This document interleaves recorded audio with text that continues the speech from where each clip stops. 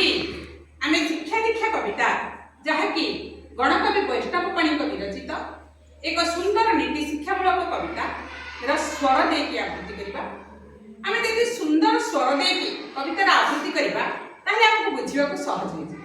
तेणु आगे माने मन देकी आज स्वर देखु।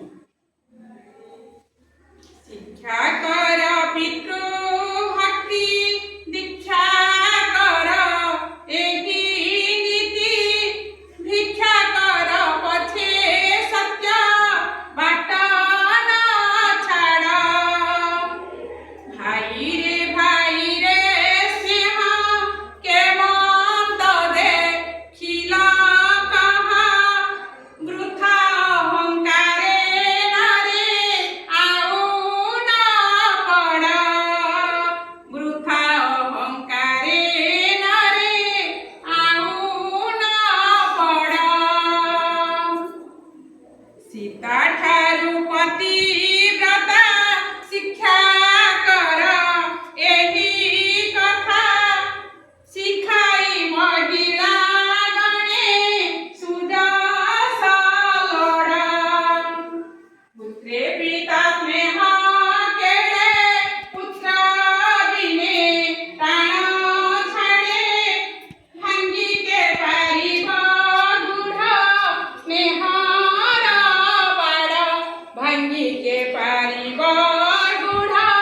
स्नेहर बाड़ देवता होइले सुधा न छाड़ई विघ्न बाधा जेते सावधाने गले खसाई गोड़ पीर नाम नकु केभे जड़ी माया मोह लभे सबु सुख मिले चित करिले दृढ़ सबु सुख मिले चित करिले दृढ़ राम वनवास देखी हे दर्शके हुआ सुखी जे पद पंकज ध्याई कर पूजोड़ा मूढ़ वैष्णव आशा करिछि हे बाकुदास जाजगे जिणिला हनु सुवर्णगढ़ जाजगे जिणिला हनु सुवर्णगढ़